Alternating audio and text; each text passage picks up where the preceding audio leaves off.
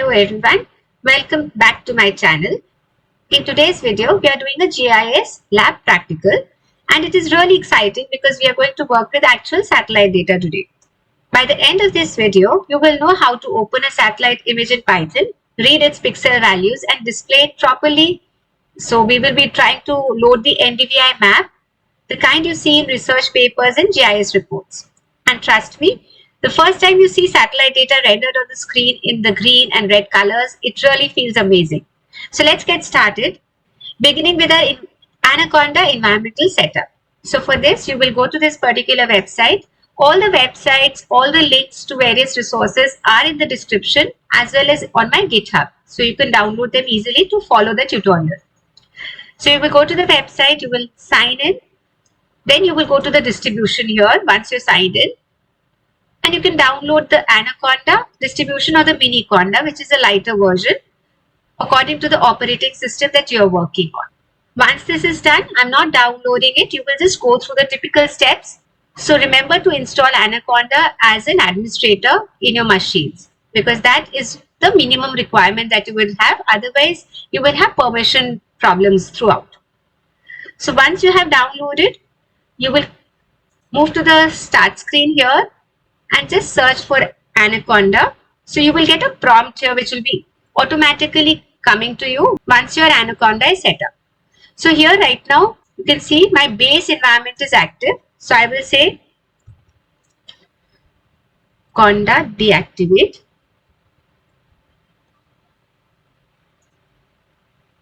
So you have to run all these commands. So conda update conda, conda update Anaconda, conda update Jupyter is needed, or you could simply say conda update dash all, and this would update all the files. So this is only when you are basically already having an installed version of Anaconda or mini conda and you want to update before you start creating an environment for GIS.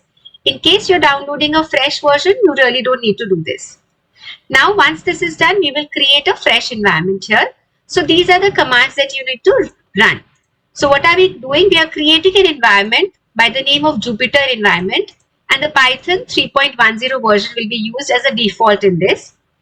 Once this is done, you will activate the Jupyter environment. So I already have this environment created. I will just activate it here.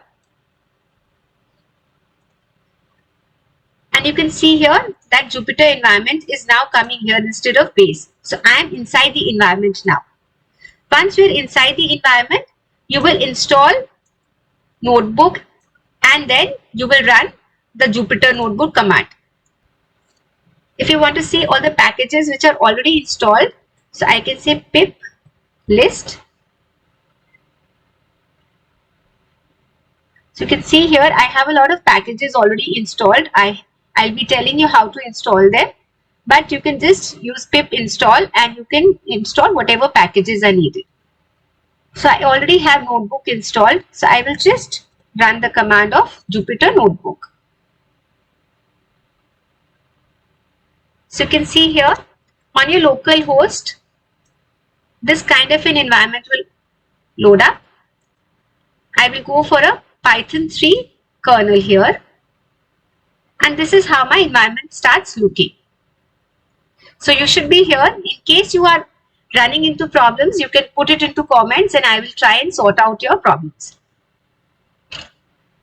Now we need to install the two libraries that we'll be using today. We will be using Rasterio and Matplotlib. So I already have them installed, so I will not be using that. But I have given you commands here. So these are the two commands that you can put here in your notebook. And once you're here, you write it in a cell and you have to run that cell. So once you run that cell, these will be installed. Other thing that you could do is that you can go back to the environment, and in the environment, I could type out these commands.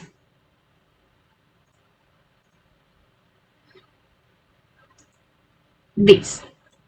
So I've already activated. I could just simply say conda install -c, conda-forge, rasterio and matplotlib. I personally recommend using conda-forge for raster.io specifically because it's a GIS library with some very complex dependencies. And the conda-forge version handles most of them very cleanly. So this is very easy to use and it does not really give any much conflict. So I prefer using this. Once done, let's just try and see what versions do I have. So just to be sure that I have raster.io properly installed, I write a command here, import raster.io, and I print the raster.io version. So here the format is raster.io dot double underscore version double underscore close brackets, and I'll be seeing of the version which is installed. So it means that I have the correct version installed. I have it properly installed. Now let's move on to the code part. So I'll just walk you through the code that I have. So this entire code is available for you to just download and use it. So we've imported both the packages here. We import matplotlib.pyplot as plt. Why? Because typing this would be a little huge. So we just say plt. So the name of this entire package becomes plt. And wherever I want to use this, I just put plt dot and I'll be able to use the methods inside this particular package. Now this with rasterio.open. Now this is basically a raw file that I'm putting. So R means raw value.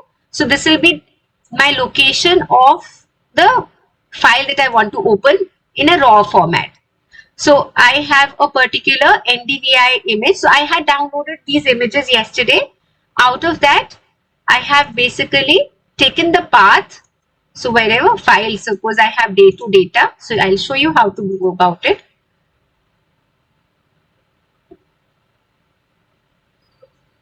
So this is my day2 data. I will open it and this is, you can see, my NDVI file. So I'll say right click and I will say copy as path. And once I'll just show you on my notebook also. So on my notepad, see, if I put this path, this is the path that I am getting. So this is the same path that I have put over here. So I have opened this file as the source. So I have given this raster value here and this is taking this file over here. This is read into src. The good part is that raster.io, once it's opened the files, it closes it also automatically after the work is done. So this file is read into src and now raster has a value of src.read 1. 1 here simply means read the band 1 as a 2D NumPy array. So band 1, now NDVI basically would have only one band, but there may be images which have different bands. So I am specifying which band do I want to read over here. And this is read into raster. Now further on what is happening, I am saying plt.imshow raster. So this is simply converting all these numbers inside the raster into colors because now it is put into a imshow function. And then this is adding a heading here. So you can see here in the output, I'm getting a heading which is added by the plt.title. The color bar is basically this color bar that I'm giving. And here it is I'm telling you what color gradients to use. So these values are approximate values of whatever is shown over here. And plt show. So over here, it is just to display this value. So you can see here, this is displayed. So essentially what we are doing is we are taking a grid of numbers, turning it into a colored map, and that's all. So this is done. Now the other part here is I'm reading another file here, a shape file. So in the same data that I had, I have a shape file here. See, it's an AutoCAD shape file. So it is generally a .shp file, which is the shape of the boundary or the polygon that I generally use to be able to tell my area of interest or the region of interest. So here we have read that and here we have displayed that. So here you can see this is the shape file which is coming along. So this is the area which was probably taken in for the shape file. We've set up an environment of Anaconda. We have installed certain packages here. So we installed these two packages particularly, Matplotlib and Rasterio. And then we moved on to read the NDVI file into this environment. So this is up and running. If you run into any problems, let me know. Otherwise, we will continue further on with a lecture and then a practical like this. Thank you.